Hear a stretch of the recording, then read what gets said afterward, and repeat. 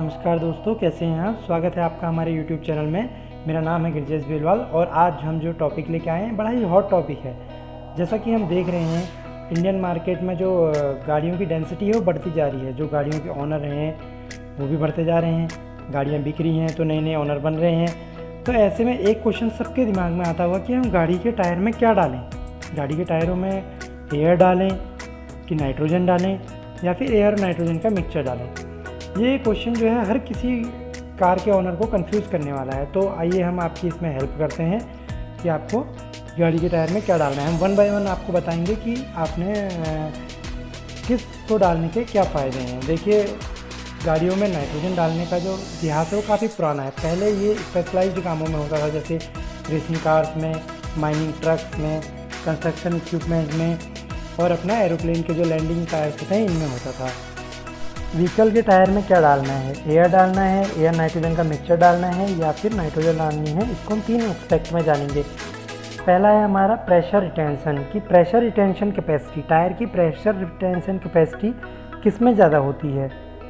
दूसरा है हमारा oxidation of tyre and wheel rim material, tyre की रबर का ऑक्सीडेशन और व्हील के रिम के मटेरियल का ऑक्सीडेशन किस में ज़्यादा होता है। तीसरा है वाइब्रेशन, वाइब्रेशन की गाड़ी में जो वाइब्रेशन फील होता है उसको क्या हम एलिमिनेट कर सकते हैं with the help of pressure in tyre, ये हम इसमें जानेंगे। प्रेशर रिटेंशन कैपेसिटी जो होती है वो एयर की बहुत कम होती है, क्योंकि एयर जो है टेम्परेचर के साथ एक्सपेंड करती है। जैसे ज़्यादा टेम्परेचर होगा तो एयर एक्सपेंड करेगी और उसका प्रेशर बढ़ जाएगा। जैसा कि हमें पता है हाई स्पीड में क्या होगा, हाई स्पीड में टायर ज़्यादा रोटेट करेगा और उसकी टेम्परेचर जनरेट होगा, वो टेम्परेचर क्या करेगा, प्रेशर को बढ़ा देगा, प्रेशर रिटेन नहीं रह पाएगा। ऑन दी अदर हैंड जो हमारा नाइट्रोजन है, नाइट्रोजन का थर्मल एक्सपेंशन बहुत कम होता है, वो टेम्परेचर के साथ अपना वेरिएशन बहुत कम दिखाता है। तो नाइट्रोजन के जो टायर हैं वो अपने प्रेशर को रिटेन करके रखेंगे, जिससे क्या होगा कि गाड़ी का जो परफॉर्मेंस है वो बढ़ेगा और आपकी कॉस्ट सेविंग होगी। दूसरा पॉइंट ये है कि oxidation of wheel rim material and tyre material.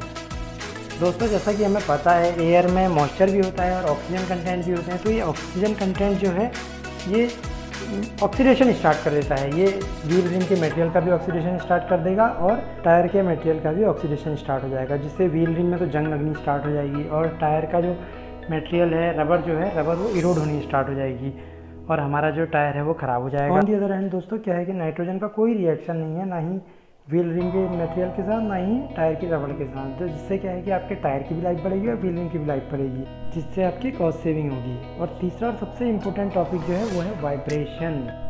Vibration जो है वो डिस्कम्फर्ट फील कराता है ड्राइवर को ड्राइवर को, जो गाड़ी में बैठे हुए हैं उन सबको डिस्कम्फर्ट फील कराता है। वाइब्रेशन जनरेशन में सबसे बड़ा रोल जो होता है वो टायर के प्रेशर का होता है। जैसा कि हमें पता है नाइट्रोजन जो प्रेशर को रिटेन करने में बड़ा ज़्यादा हेल्प करता है, तो ये वाइब्रेशन को एलिमिनेट कर देता है। यहाँ पर आपको एक टेबल दिखाई गई है जिसमें आपको डिफरेंट स्पीड पे नाइट्रोजन और नाइट्रोजन प्लस एयर का जो वाइब्रेशन रिडक्शन है वो बताया गया है, जिसमें हम देख रहे हैं कि 100 की स्पीड में भी 22.7% जो है वाइब्रेशन रिड्यूस हो गया है एज़ कम्पेयर टू एयर।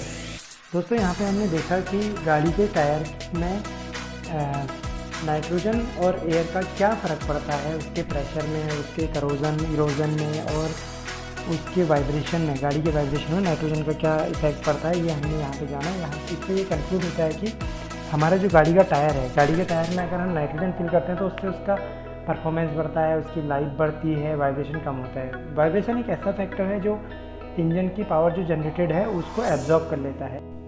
और हाँ दोस्तों, यहाँ पे एक क्वेश्चन और राइज होता है, अगर हमने अपनी गाड़ी के टायर में ऑलरेडी एयर फिल कर रखी है तो हम उसे कैसे रिप्लेस करें विद नाइट्रोजन। इसके लिए हमें फुल्ली एलिमिनेट करने की ज़रूरत नहीं है एयर को। एयर अगर 10% रहती है और 90% नाइट्रोजन रहती है तब भी नाइट्रोजन उतनी बेनिफिशियल है जितनी 100% होने में भी होती है, क्योंकि हम एयर को फुली तो एलिमिनेट नहीं कर पाएंगे।